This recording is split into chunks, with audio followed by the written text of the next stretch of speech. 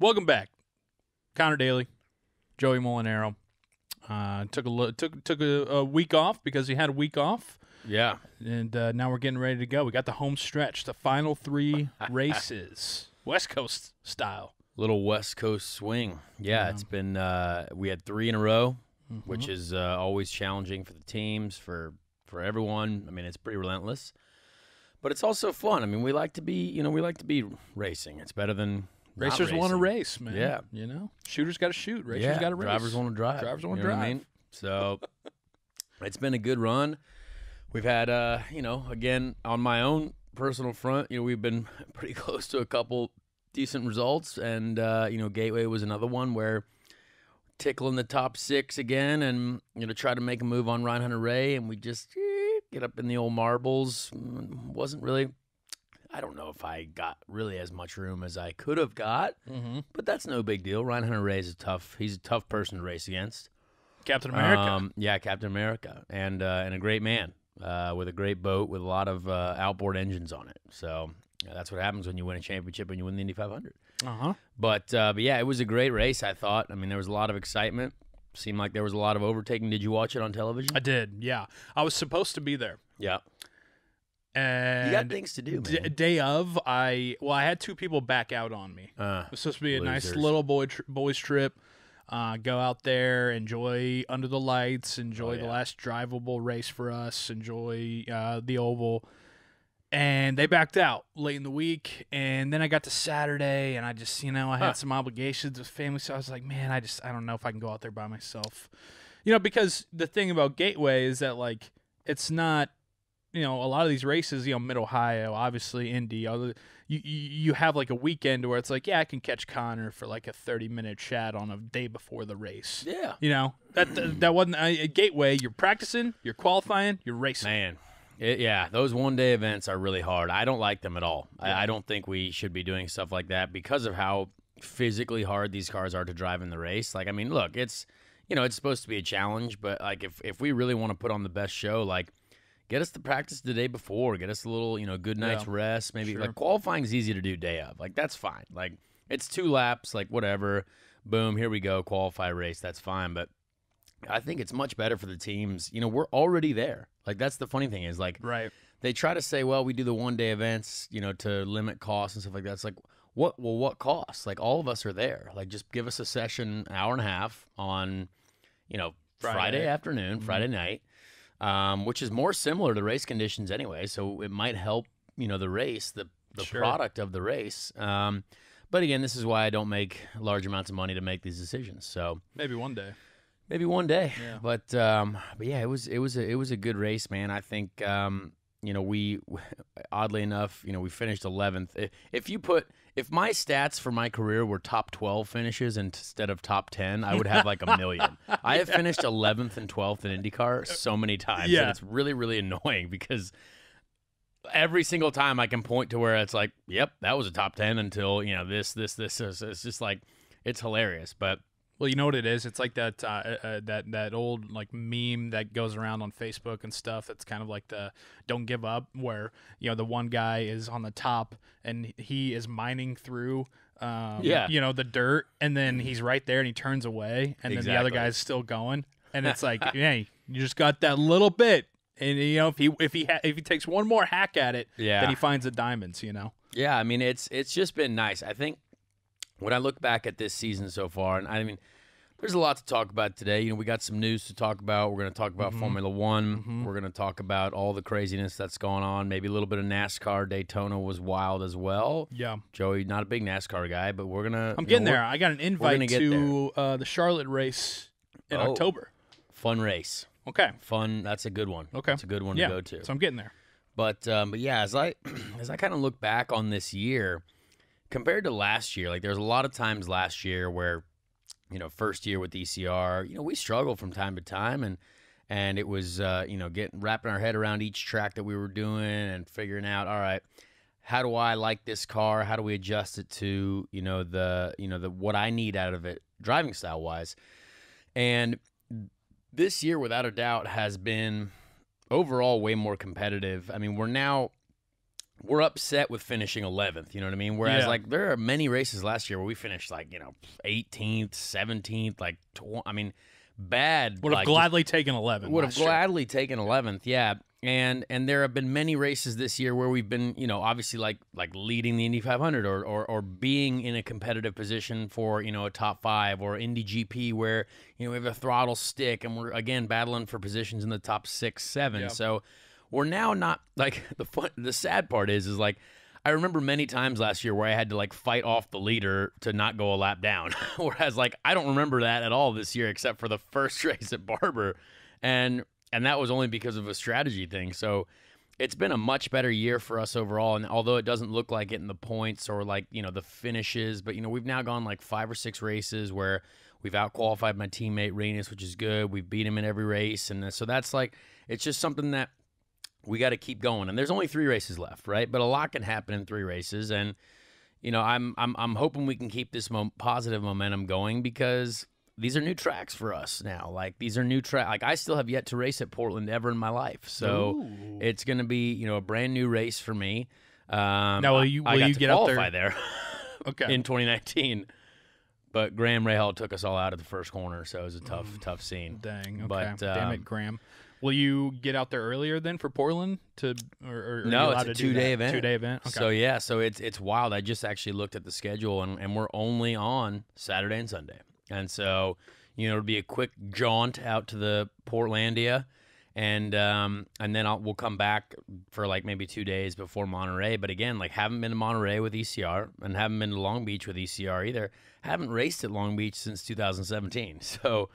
It's going to be a really interesting final 3 races. It's going to be like a bit of a new adventure. So hopefully we can, make some good stuff happen. But there's a lot going on. There's a great fight for the championship. I think IndyCar is very, very exciting. We need to get people to watch these races because the ratings have not been great the last 2 races, and I don't know why because the races have been really good. So it's tough, man. I think. We need people to watch the race. I don't know why. I don't know why. I'll have a watch party. Let's just do it. But I actually just genuinely don't know how so few people can watch the event, because when you're there, there's a lot of people there. Yeah. So, like, clearly it's IndyCar is popular enough for people to want to go to, and the events are great, right? IndyCar fans travel really well. They do. By that meaning, they love to go out for the weekend and be there at the races. Let's have a time. And we've talked about it, and there's nothing like it. But you're right. When it comes to the TV, I really want to get into this because I want to know what you think. Well, that's what's so interesting is that's viewership. That's what's so interesting is that obviously I love being at races. There's nothing like the energy, the electricity, the flyovers, the start your engines, like the parade laps, the first green is just like that. To me, the first green of an IndyCar race trumps opening kickoffs, like trumps anything. There's nothing like it. Like when all 24, 28, whatever, 30 cars are hauling ass right there, and it's just like, it is unbelievable. But all that being said, the product that NBC puts on for IndyCar is really, really good in my opinion. I mean, yes, Lee Diffie, Townsend Bell, and Paul Tracy are very good on the mic. They make a very insightful, exciting broadcast. And then when you're watching on TV, you get so many other aspects that you don't get while you're there at the race. You get the onboards. You get to check in with, you get the inside of what's the strategy. What are they thinking? You get replays. You get, interviews after drivers are out. Like, there's all these things that make it so exciting and so watchable on NBC or an NBC Sports Network that, it has been a head scratcher the last couple. So I think, like, obviously NBC is a great TV partner. Like, there's, without a doubt, I enjoy working with those guys. I think there's a few things that if we really dive into it, we could do better. But I think, like, when you look at Nashville, right? Yeah. Huge television ratings. Mm-hmm. But what did we see going into Nashville that, like, you might not have seen for, like, the Indy GP or the Gateway race? I feel like I saw a commercial or some sort of cool video or something that was saying IndyCar is going to Nashville. Boom, check it out. And like saw a lot of Mario Andretti and Sheryl Crow. A lot of Mario Andretti and Sheryl Crow. And maybe Mario's our guy. Like put Mario on a commercial every week and have him hang out with some celebrity and just look like a cool gangster. Like I don't know. Maybe that's the move. But like I think we purely just don't get it in front of enough people's eyes. Like I purely just think that not enough people know that there's an IndyCar race going on. You know what I mean? So, and I don't know how you change it. We obviously don't have as much money as NASCAR, right? Like we don't have that ad budget. We don't even have, I don't see any ads for Formula One races either. But to be fair, they're on ESPN. You're going to be able to see that, and it's very odd hours, so it's going to be very early in the morning. And they're not really looking for television ratings in America. You know what I mean? Like they don't care, but. Right. But like for us, like we really do. And so I don't know. I think everyone has a different opinion on it, but it's gotta be just a complete, you've got to saturate people's brains with it. You've got to literally make sure that our commercials need to annoy people. You know what I mean? Because then you know what's going on. Like thankfully I was watching the golf over the weekend, right? Incredible golf playoff. I'm a big golf guy. I don't know if you watched it. Nah, no. I was in Kyle Guy's golf outing on Monday. I didn't even play. Oh, man. Didn't even play. I just rode around a golf cart. That's White Claws. It's the way to do it. Yeah. Really. But I was watching this golf playoff, and I think so many other people were, and it was on NBC. And guess what? Boom, a couple ads for Portland, and I was like, love that. That's what we really? need. Okay, so they were. So there were some ads. Big NBC Network. Here we go, because Portland's on NBC Network. So that was awesome.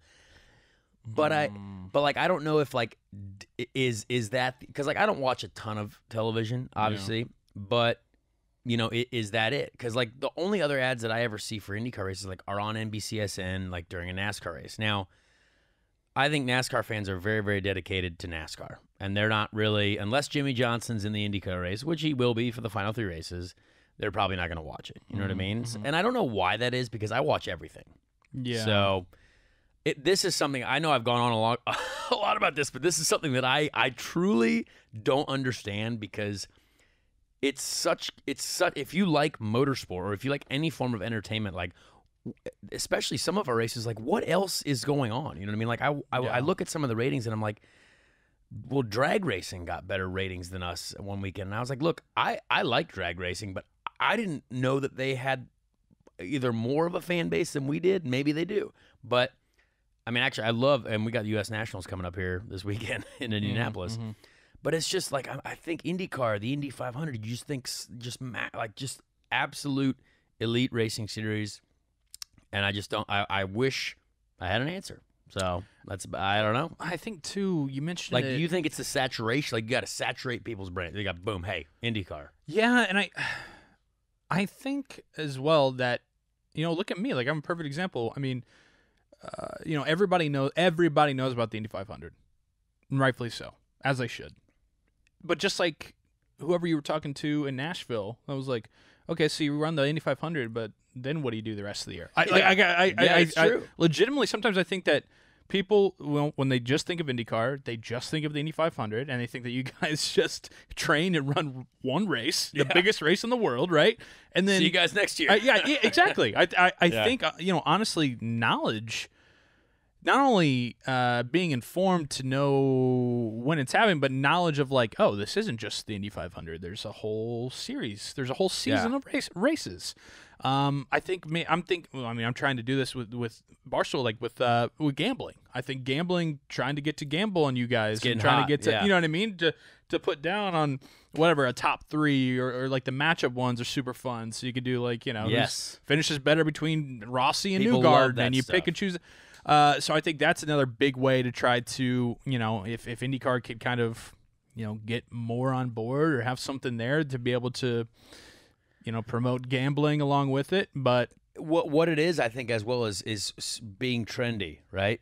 Or how do you go viral? Like, I think you for sure. I mean, you've been working for many years. I've known you for a long time, working for many, many years.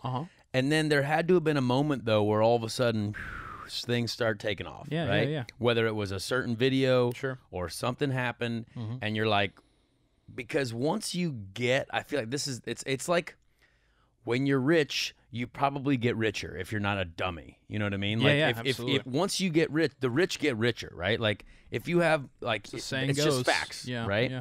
So like, but like once you have that heat on the internet, like your stuff's gonna get viewed, right? Yeah. So then you're like, it's not like you're gonna get to 500,000 followers and then all of a sudden you post a video that wasn't as good as your first one and you drop to 200,000. Right. No, like you still have those, like Right. people still Yeah. see it. So yeah. I think there's almost, and we've had, you know, influencers out at the track, and, you know, we had these big TikTok stars, and I mean, I think you've been our best patriot for IndyCar racing Thanks, man. this year, you know what I mean? But that's true. It's because you do have a large following now, and it's something that is super helpful for us, and I think when we had that blog posted about IndyCar on the main Barstool account, again, I think a lot of people recognize that, but like that's huge, like huge for us. So I think that like once we have a little bit, like I wish we had just more drivers doing viral stuff, you know what I mean? Or drivers doing stuff that people wanted to care about seeing. And that, I think that's very important. yeah, and I think we've talked about this on numerous occasions, both on the mic, off the mic, kind of that awkward line that IndyCar faces with its drivers and the teams and the sponsors of, you know, wanting to get this publicity, wanting to be involved with more things, but then also don't want to scare away a giant sponsor that, you know, basically has the car out there for it. You know what I mean? Yeah. It's something's got to give eventually, I think. You know, someone on the business side has to say, look, this is just the way the world's going, and if we want to continue to grow, if we want to continue to get a following, then we have to kind of swallow this fear of, you know what I mean? We have to be okay with being a little bit on the edge. We have to be okay with putting ourselves out there in situations that wouldn't, you know, be so buttoned up at a sponsorship event of whoever the hell it is. Yeah. You know what I mean? For sure. And so I think it's just coming out of crossroads of that even more, because in the early 2000s and the 90s, literally in the entire history of IndyCar, besides the last 5-10 years, you haven't had this kind of media. You haven't had this kind of marketing when it comes to social media and TikTok and all this kind of stuff. You know what I mean? So I think that it's coming to a crossing point to where something's got to give. Yeah. I mean, it's dumb to say, but you look at NASCAR, and I think they are geniuses because there's no rules. If you wreck someone, no penalty, no rules, but that's kind of what people expect. You know what I mean? And there's fights in the pit lane after the race. Is it dumb? For a lot of us, you know, like, oh yes, why would they be fighting? That looks dumb. And you know, they're freaking swinging at each other, and all these, you know, they're in bright yellow onesies swinging at each other in the pit lane. You know what I mean? Like, we're all wearing a bunch of weird colors in pit lane, just swinging at each other. Skittles versus M&Ms. Yes, yeah, exactly. You got the Skittles guy versus the Bass Pro Shops, man, just hacking at each other, right? But what makes SportsCenter? The fight. Yeah. And you know what? There is nothing like that in IndyCar.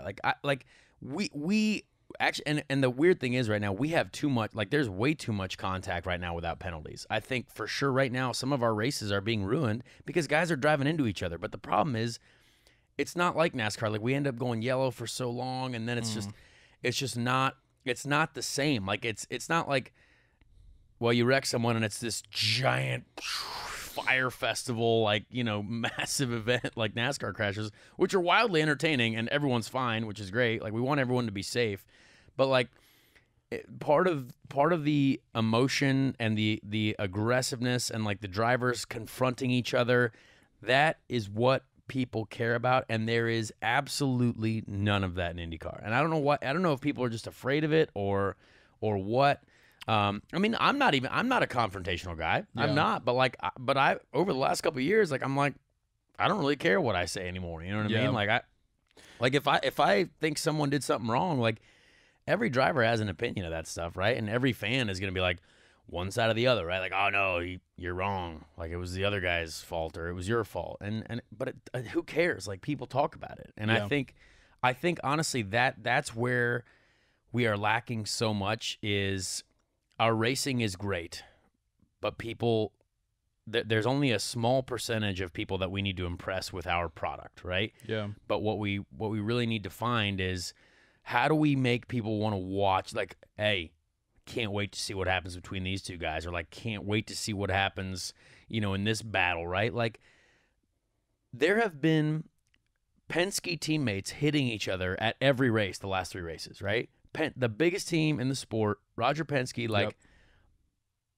Not one word has been said publicly. Like there's a little bit of radio chatter, like when Joseph chopped Simon, broke his wing in St. Louis. He's like, "Oh man," but I was like, "Shoot, if I was Simon, like that's my teammate. Like, I'd be a little bit upset about that." And like, like I got there's a few moments where I wish there was more. And again, your teammates and your Penske, so you're not allowed to talk about anything or say anything or do anything. But I truly believe that's what we're missing. And also a lot of like, inside baseball talk here, like the drivers, when we have these meetings every year and we talk to the series marketing folks or whatever, sometimes you get some of these promo videos and there's a lot of crash footage, you know what I mean? And they're like, why is it all crashes? And it's like, well, it's not all crashes, but what we're doing is dangerous. So like, guess what gets people excited? Like, I'm sorry that Speed and danger. You want like your fastest lap to be a part of this highlight video.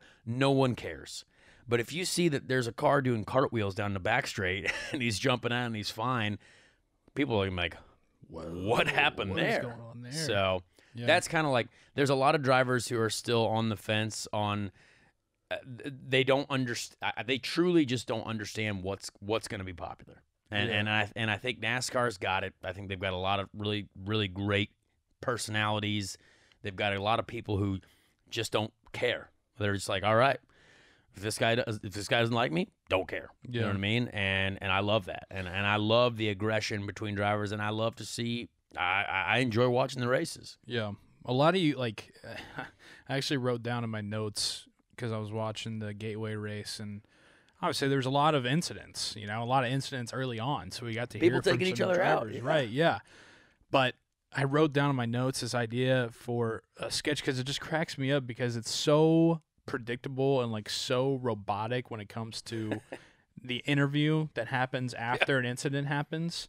It'll go, they'll explain it, and Graham Rahal, for instance, he'll be super shitty, and he'll be like, "Yeah, a guy ran out of town. I don't know what to tell you." Like, I love that line. Great line. Yeah, great line. I loved it. I was like, "Let's go." But what's so funny is it right at that, like, no matter what happens with any driver, it could be the worst thing. They get just totally screwed. They'll say something like that, and then right away afterwards, they'll be like, "Yeah," they'll say like, "He ran out of town. I don't know what to tell you. It really sucks. Like, we're just so pissed off. I just want to thank our sponsors. Really, really great event. And really appreciate Gamebridge out here and super great." But that guy, he's a total asshole. Yeah. But again, this event's super great, and again, the sponsors and the Mountain Dew, and really appreciate them and our team's just doing so well. But fuck that guy, and like it's just like the back and forth. Like they always start and they're like, it's raw and it's real, and then all of a sudden, it's like someone holds up a big signboard, right behind them. Hey, just a reminder: thank the sponsors, thank the track, thank Mountain Dew. Stick to the script. Stick to the script. Like no matter what happens, dude. Like I think something happened with Hinch even, and he's a super raw, very great on the mic type of dude, and it just doesn't matter who it is. Alex Palou should have got out of his car and punched Renus directly in the throat. Yes. Like, are you kidding me? Like, I mean, Renus is my teammate, and we all make mistakes. Like, I've made mistakes like this before, but Renus took out two of the top 3 in the championship. Yep. There should have been an all-out brawl in pit lane. Like, Alex Palou is so nice, too. Like, just very nice such guy. A nice guy. Yeah. Like, he is one of the nicest human beings ever. And you talk to him, and he just sounds nice. It's like, just a jolly fella. Hey. Just happy to be here. It's as if a Jolly Rancher was a person. You know what I mean? And, I mean, but you're leading the championship, and you just get wiped out. Yep. I mean, I'm like, Screws should have been. He should have walked directly to his pit and just had a confrontation. Boom, cameras. Hey. Yeah. And there's just none of that. He's like, yeah. I mean, that was, and I was just like, oh, we're unfortunate situation, but just be mad. Like, it's okay to be mad. Want to thank NTT and Chip Ganassi Racing. Super great job. American Legion. I mean, that's great. Like, you got to do that, and like, I respect that. But like, dude, be mad. Like, I think we're gonna get so much more out of people just being mad. Because at the end of the day, you're competing, dude. Your life's on the line. You're racing. Yes. Like, I mean, money, not a lot of money, but money's on the line. Dude. Like, I finished 11th, might have made $800, but hey, like, give me one of them big ones. I don't care. Give me a big check. What do you think?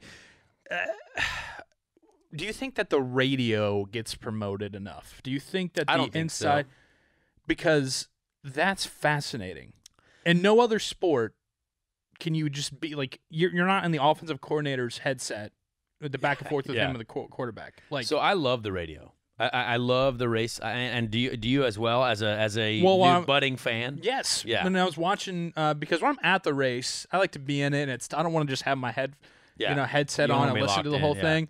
But on Saturday, last Saturday when Gateway was going on, I had the volume down a little bit because I still love Lee Diffie and Paul Tracy and those boys.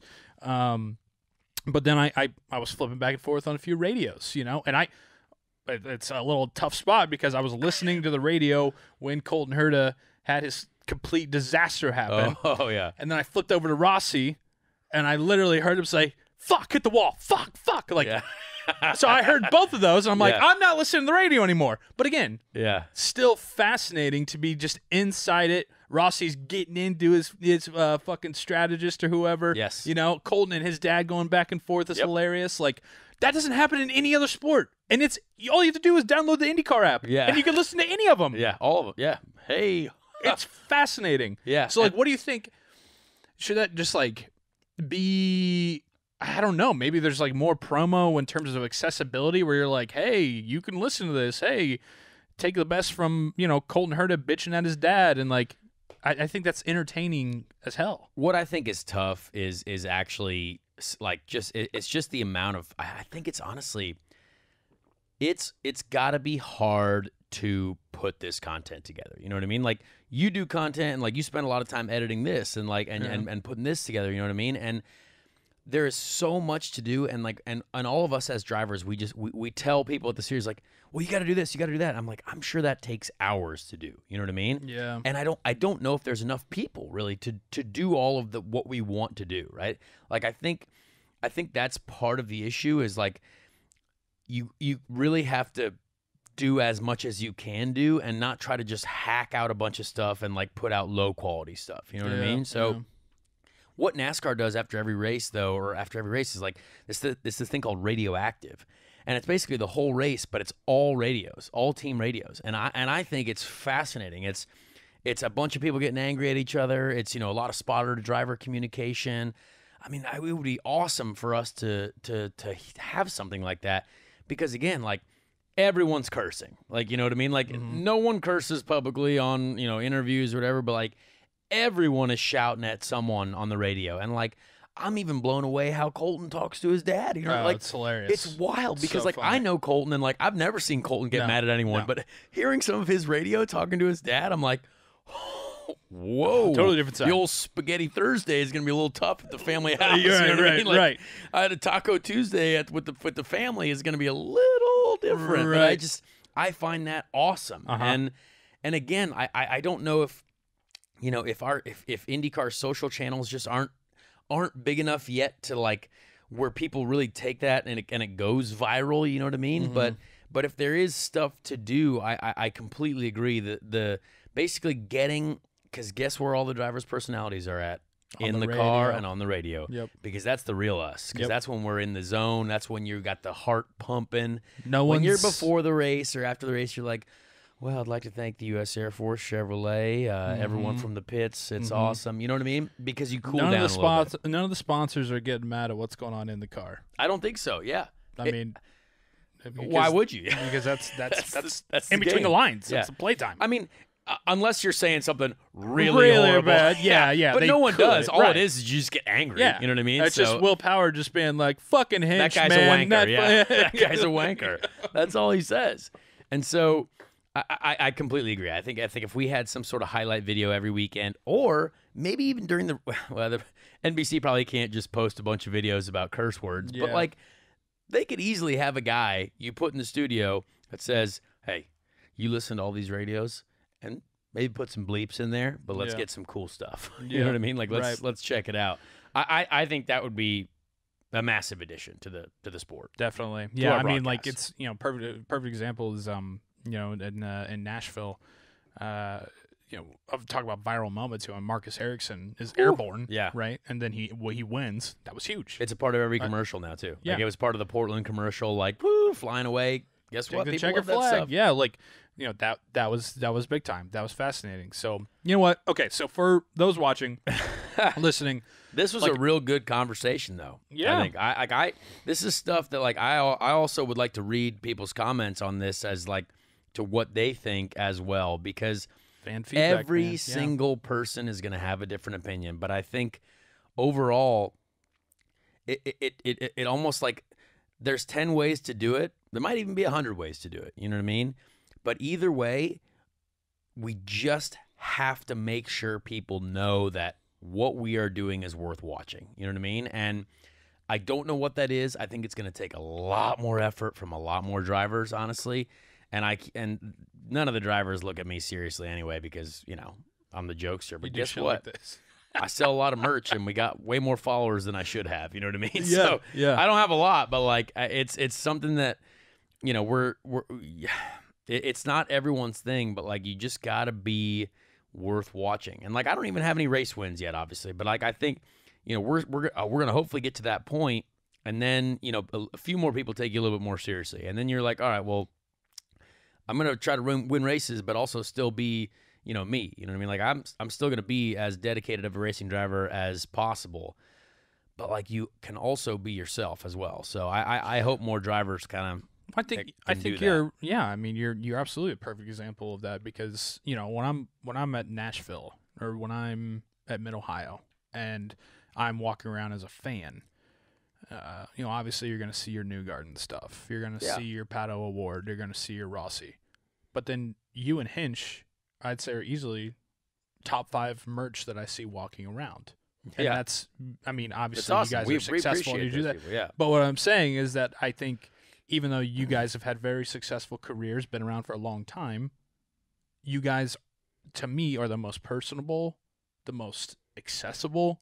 You know what I mean? You have, personality. And so for that's where people are like, hell yeah, I like this guy. I want to rock with this guy. You know what I mean? And I think one thing that's going to be really cool that actually IndyCar has done, I don't know if you saw the Alex Rossi video from Road America where they just followed him around. Yes. Very good video. I think that that type of content, and again, that's almost like Netflixy documentary type content, right? Sure. And maybe that's the answer. Maybe we get a Netflix documentary, solves all of our problems. You know what I mean? But they did one for me at the Indy GP, and like I watched it, like it hasn't been released yet. They did one for Renus as well at Nashville, and it hasn't been released yet either. But it's just it's great because it's our personalities. Like it's something that, like, when I watched mine, I was like, oh, that's kind of funny. Like, that's cool. Like, we interacted with my boys like Steven and Deepu and my mom. Like we tell my mom at the track that she can't come to the club afterwards to party. You know what I mean? It's like I don't think people expect to see that type of stuff, and I love that stuff. I mean, that's the type of stuff that, like, if I was to watch that of any other driver, like, that's why I watch the F1 series on Netflix. I'm like, well, this is cool. This is like a little bit more behind the scenes. Like, we get to talk to the boys, get to see what's going on. You know what I mean? Mm-hmm. So I think IndyCar definitely has something, going that's really good. But again, stuff like that takes like hours to edit. Like the guy, it's a lot of production. Film me for an entire day. You know what I mean? So like that's like 18 hours of footage or even more that you got to edit through and sort out and figure out what you can put in, what gets approved. But I think there's definitely some cool content coming from IndyCar, which is going to be great. But like we need something like that every weekend. Like Renus's video. I was like, that was Nashville. I'm like, man, we're almost at Portland. Like let's get that out there. But I don't run that department, so sure. I don't know. Well, I think a few things from this year that have been big for IndyCar. Broke records for Indy 500 views. Yep. What is it, 5 million viewer? Well, it was the most since like the 100th running, which is great. Like right. It was a lot. It was great. Yes, a lot of good highlights for some races TV wise. Yes. For sure. Big numbers from Mid Ohio as well. Yep. 4th of July turned out well on NBC, and then Nashville. Nashville's huge because that was a cable race as well. That was NBCSN.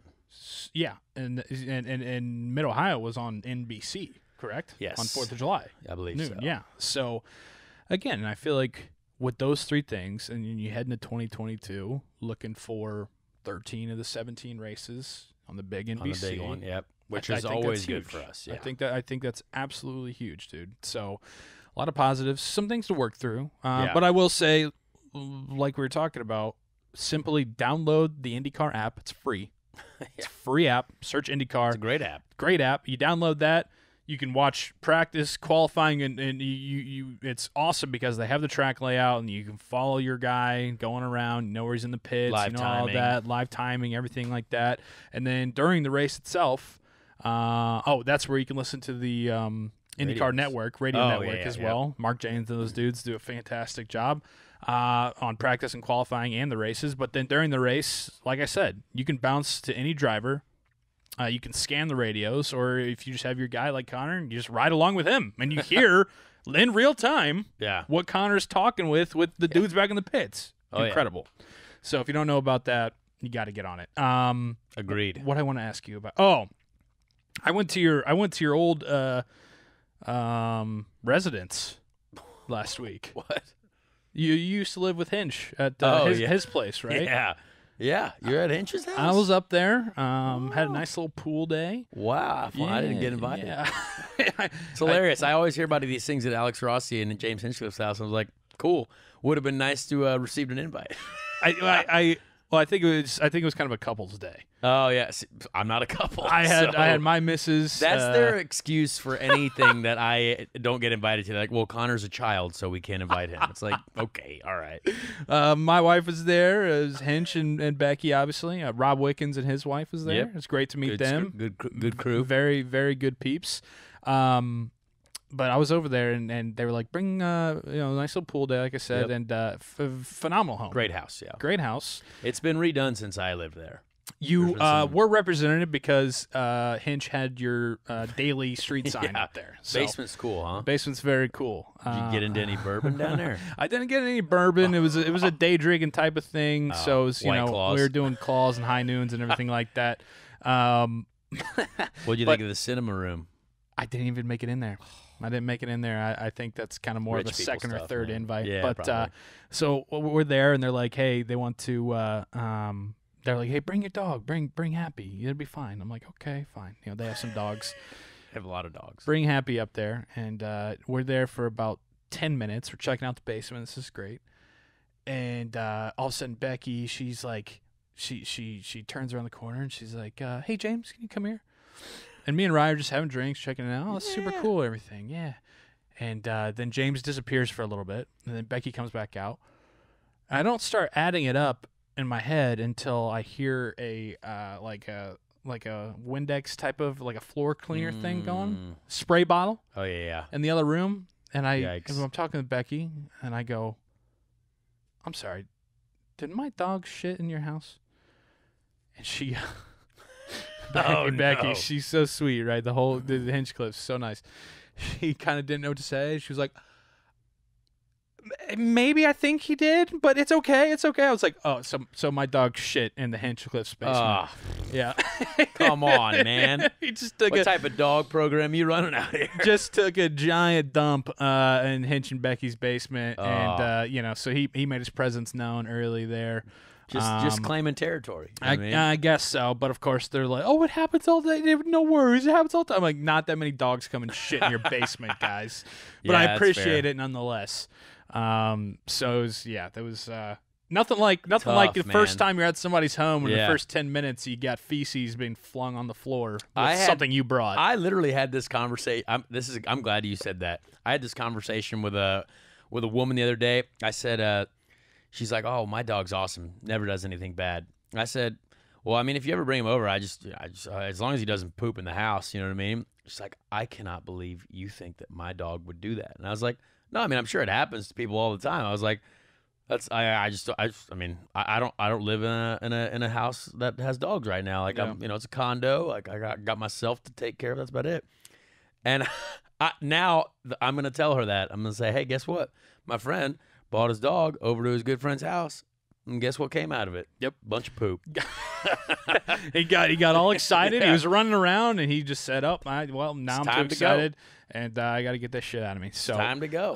But a very nice home. Yeah. James even cleaned it up without me even knowing. I was like, dude, I'll clean guy, it up. Well, because I had to clean up his poop when he had 3 buttholes for a while after his accident. So it all happens. It all comes fine. full circle. I was his nurse for a long time on that couch in that living room. You know what? We helped him out a little bit.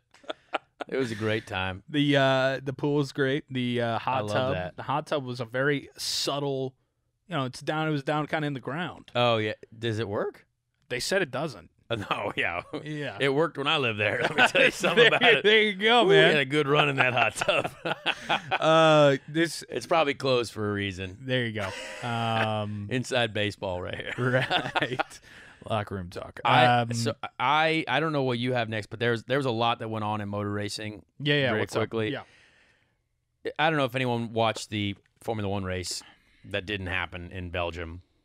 Belgium is a notoriously bad weather area. It's the Ardennes Forest. I don't know. Did you ever watch the World War II show Band of Brothers? You ever watch Band of Brothers? You need to watch it. And Jimmy Fallon in that? Yes. Yeah. I think so. Random. First of all, incredible show. I have all the DVDs. It's amazing. But I just thought that was like the motto for every senior class of high school football. You know, Band of Brothers. Their T-shirts are like Band of Brothers, class of 2011. Yeah, yeah. But anyway, there's an episode of that. Obviously, very different time, but in the Ardennes Forest, and so like it's very similar to where the racetrack is. Like, and the weather is crazy there. Like it's snowy in the show and all this stuff, and in real life. And so it like when I raced there, 2011, 12, 13, and 14, and several rain sessions, several rain races there. Sounds rainy. One of my but it is one of the greatest tracks in the history of the world. Like it's the best track ever. But F1, it rained pretty much all weekend long. They had like one dry session, and then the race. They get to the race and rain and qualifying. Great qualifying session. Max Verstappen on pole. George Russell P2. Hamilton P3. Like it was awesome. Guys, George dudes. Russell from Williams putting them on the front row. Incredible. And then they get to the race. Ooh-wee. The only way you can describe this race is a complete and utter farce. And what happened was the weather was bad, right? It was raining. Yeah. All the fans are still there, right? Like huge crowd. People love this race. They travel from all over the world to go to Spa because it's Spa. And they get out there and they do like 2 laps behind the safety car to check out the track. Like you even had one guy crash behind the safety car. Like Sergio Perez crashed during the safety car, which is bad. Not good at all. But like, man, the weather is obviously terrible. But they don't have a plan to like race the next day if the weather is too bad. Like in IndyCar, if it's raining or if it's like too bad, well, we're going to stay there until we race. Yeah, you know what I mean? Right. The only time where I remember us like leaving a track and then coming back was Texas, like in 2016. Texas, the weather was so bad for like 3 days that we did the first 80 laps of the race or the first 60 laps of the race. And then it was like a hurricane for 3 days. So we just left. But we still came back like 2 months later to finish the race, right? Formula One doesn't have which is wild because this is like technically supposed to be the top series in all the world. So they basically just called it after 2 safety car laps. They sat around for 6 hours in the day. They made all these fans sit around for the entire day to try to have the weather go away. Well, guess what? The weather doesn't just go away. And so it was incredible. Like I have never seen that type of just. So do they just base it off of, like, qualifying? Like, who? Yeah, so they had a podium and everything. So the guy who qualified on pole won the race. George Russell finished second. Lewis Hamilton finished third. And they sprayed the champagne and everything. Oh, my God. The race was worth half the points. What? And I was like, you guys are going to go up and do a podium after you did no racing at all? It was unbelievable. And so that was a big controversy. A lot of the drivers were like, oh, you should give the fans their money back. Like, something's got to happen here. Like, that's crazy. Like, F1 tickets are not cheap. Like, if you're going to go to an F1 race, awful. like, you're spending money. So those F1 guys. I didn't enjoy that at all. I thought that was a real shame because that's one of the best races on the calendar. And I know they have a bunch of races, like, back-to-back now, but, like, man, like, just what's one more day? Like, wait till Monday. Like, yeah. Hey, guys, sorry, we're coming back and running in the morning. You know what I mean? I think everyone would have appreciated that much more, but it's like, it's just wild to see. They're so just like rule, and well, we have a certain time to finish the race, and if we don't do it, well, we're leaving. I'm like, what do you mean? We're leaving. That's some malarkey. Yeah. So that was something that I wanted to discuss in our racing podcast. There's so many things I wanted to talk about because we got, NASCAR happened. Daytona was crazy. My buddy Corey LaJoy almost won the race, but he got taken out. It was sad. Ryan Blaney won. Good for Ryan Blaney. He's a good guy. Did you watch any of Daytona? What was that, Saturday? Saturday night, baby. I was at a wedding. Oh, that's right. Yeah, big wedding guy. I know. I was in Chicago. I was occupied. But I still watched it. Yeah, like I said, I think I'm going to the Charlotte race, which should be very That'll cool. be a good experience. Yeah. I'm excited about it. But no, I didn't catch that. Do you think, and I feel like this debate is kind of like whether or not Pete Rose should be in the Hall of Fame or something, but like, do you think that IndyCar should go to like the different segments, like the no, just the, all like one, the like the automatic segments, cautions and everything? Yeah. Like, I don't think so. Yeah. It's just not. I don't think it would work for us because so much of our races are strategic, right? And so we have a certain amount of green flag, a certain amount of laps, and we know that we can either do it in 2 stops, 3 stops, maybe 4, and the segments in NASCAR kind of take all the strategy out of it. So then it's just best car. So then that's where you're seeing the winners all the time? There's a little bit of strategy towards the end, I think, of the race. Yeah. But for the most part, like, you drive until the segment, you probably have to do 1 pit stop in the segment, and then it's over. So, like, but for us, like, we could make, like, you could pit, like, lap 5 and try to make, some of the tracks that you pit super early and try to make, fuel strategies work. But realistically, the race has to go green for that to happen. So I think there's a big strategic difference in the way we do our races. And NASCAR is mainly ovals, you know what I mean? So, that's like, true. Maybe on ovals I could see that working for us, but I just that never happened. I don't think it'll ever happen. A couple items from IndyCar. Well, one, the news. Yeah, let's talk about some news. Let's talk about some news. Robin Miller passed away. Yes, he did, and we didn't record last week, so didn't get to talk about it. But I definitely wanted to allow you to share some thoughts, maybe a favorite story or whatever. I know you wrote a great piece for Racer about Robin Miller. Thank you. Yeah, so just rest in peace to Robin Miller and kind of your thoughts on him passing. Yeah, I mean, Robin was I wrote that only because I got to see Robin very briefly at the Indy GP when he was there, being wheeled around and seeing a lot of people, but text him a lot over the last couple weeks, a couple months really. And yeah, I mean, he's just always been, I think the main point I wanted to get across in whatever I wrote on Racer was that racing, there's always a level deeper. Like there's what you see on the surface. There's the results page. All right, that's the top 10. Those are the guys.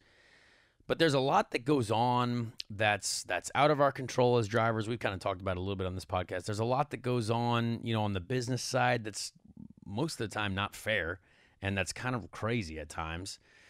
And Robin was always the guy that knew this, and he knew what was going on. He knew, like, if you were winning something at a certain level, like, he was like, all right, that's awesome. You know what I mean? And like, he knew how good the series that you were in, and he knew that, you know, if you were doing this, that's great. And like, he knew that about a lot of people, you know, not just me. Like I think there was a lot of drivers that, you know, that he knew were really good and that might not have had the chance that they deserved. You know what I mean? And I think he was such a proponent of fighting for the guys that didn't have the budget, didn't have the sponsorship. You know what I mean? And that was really cool. Like, I think a lot of people respect him for telling the truth, and that's it. Like, a lot of the race teams and a lot of the, you know, public figures of the race teams will tell you what you want to hear, and they'll say, well, yeah, you know, the corporate answer, like we talked about earlier, right? Like, not a lot of emotion in it, but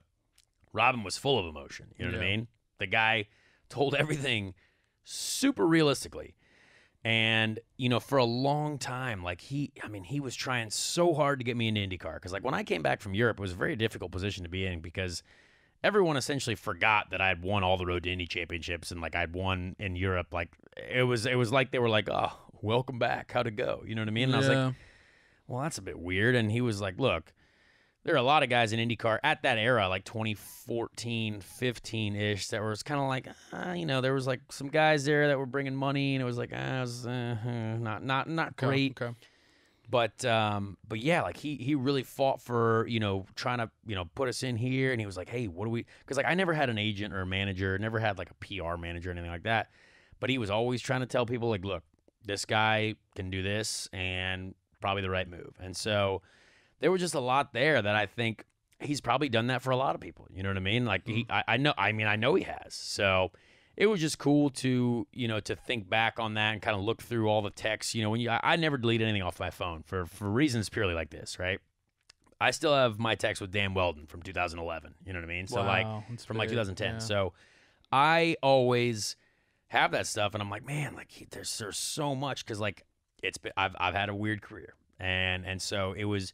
You know, to see all the people that respected him, obviously throughout the internet, there was an incredible, I mean, he was trending on Twitter. Like, it was just, it was really cool to see, you know, how many people really knew the power that Robin had, and just the effect that he had on people, because he was hilarious. Like, the guy, I mean, like off camera, as like he was hilarious on camera, right? But off camera, I mean, this guy, some of the stories, I mean, some of the stuff that he would say, you're just like, did that really happen? You know what I mean? It's like, he's like, I'm fairly sure I heard a story about him out in the field once with like AJ Foyt, and they were like I probably can't say it, but there's so many things where I'm just like, man, he's done some cool stuff with some cool people. You know what I mean? Yeah. And that was, you know, that was definitely, you know, it was sad for sure, but it was just, I like to see, you know, I love to hear all the stuff from people and see the memories like that. So definitely, yeah.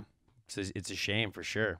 It means we're all getting older. Yeah, a life well lived, and absolutely. You know, from my perspective, always love and respect a fellow Indiana guy. Oh yeah, absolutely. Indy guy. You know, and then just to see that somebody who wasn't, you know, in the car but was around it, you know, could have such an impact.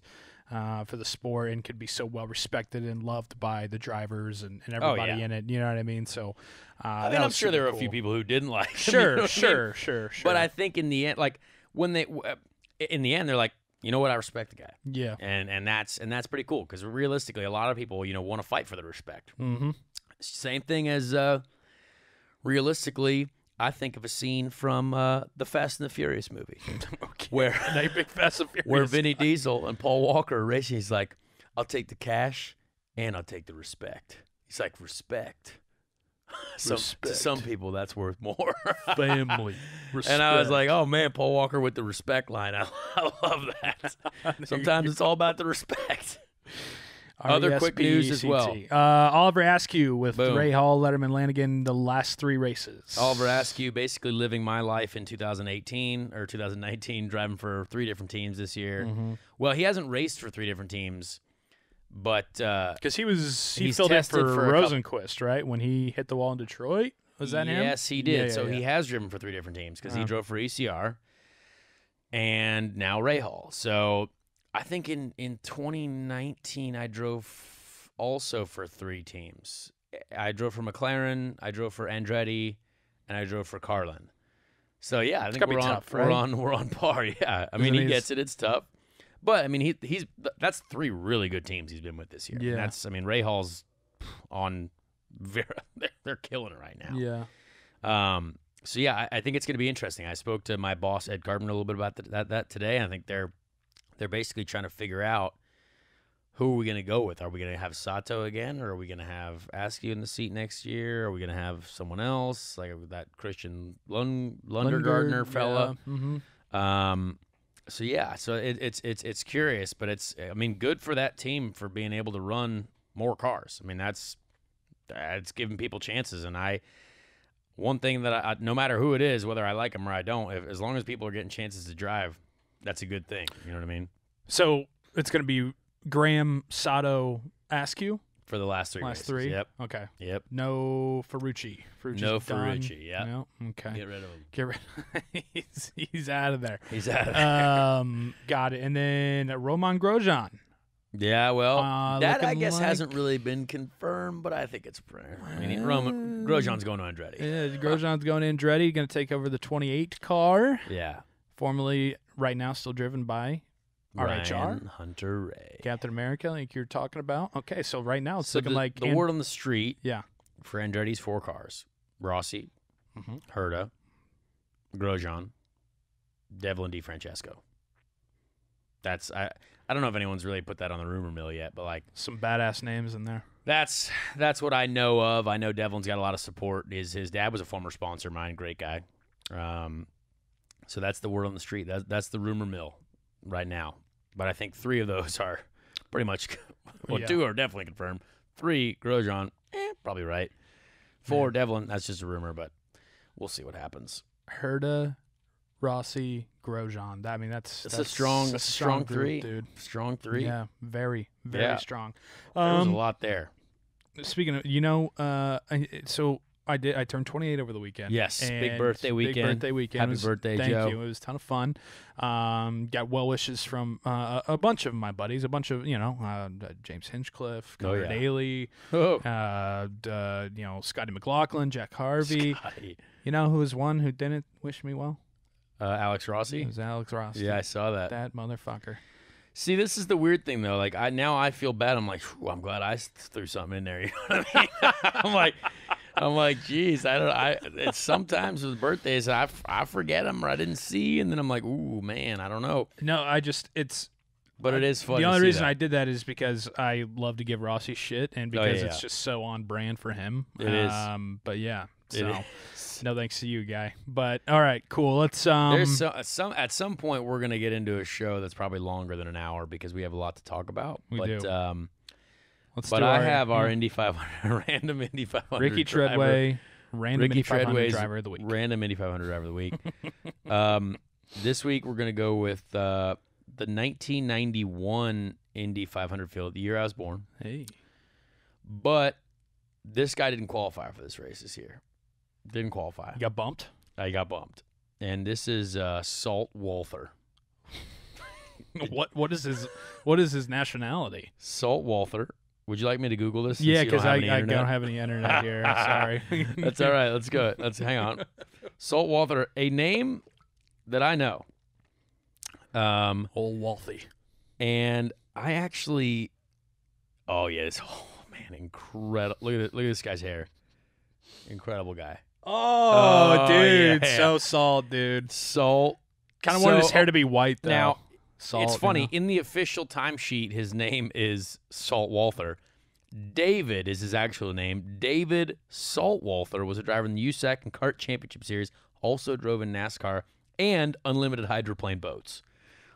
This dude's racing boats? Yeah, big boat guy. Walther is best remembered for a crash at the start of the 1973 Indy 500 that left him critically injured. Oh, God. But he still tried to qualify. I mean, he was still racing in 91, which is wild. But his best, the 1976 Indy 500, he finished 9th. So that was his best Indy 500. All and right. I respect the heck out of Salt. Salt Walther. How old was he in 91 then? Like 46? Old. 47? I don't know. Indy racing. Yeah, I mean, he was Man, I love saying that name, and I forgot about that, which is, I don't know why I forgot about this guy. I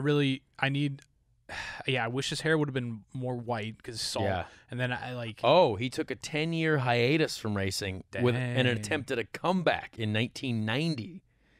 He had his own racing team. Just didn't. Yeah, he did not make it in 1990 and 91. He did not make it.